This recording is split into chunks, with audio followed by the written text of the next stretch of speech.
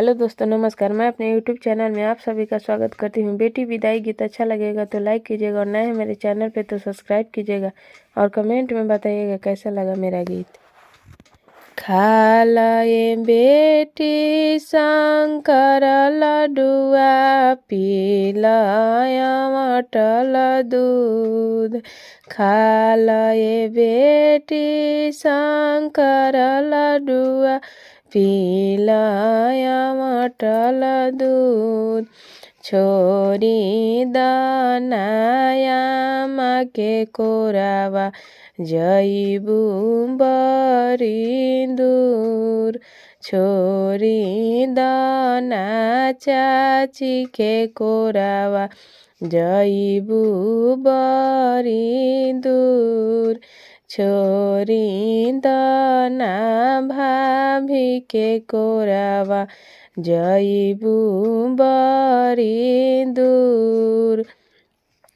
नाही खाइब शंकर लडुआ नाही पियब दूध। नाही खाइब शंकर लडुआ नाही पियब दूध। नाही छोड़ब आमा के कोरावा नाही जाइब दूर। नाही छोड़ब चाची के कोरावा नाही जाइब दूर। नाही छोड़ब भाभी के कोरावा नाही जाइब दूर। खाए के परी शंकर लडुआ पिए के परी दूध।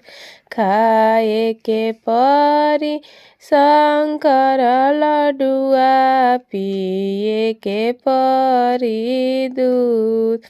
छोरे के परी आमा के कोरावा जाए के परी दूर।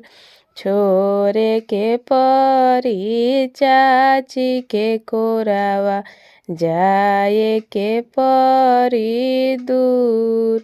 छोरे के परी भाभी के कोरावा जाए के परी दूर। इहो रीतिया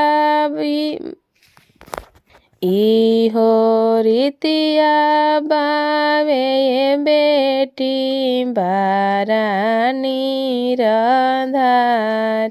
इहो रीतिया बावे बेटी बारानी रंधार।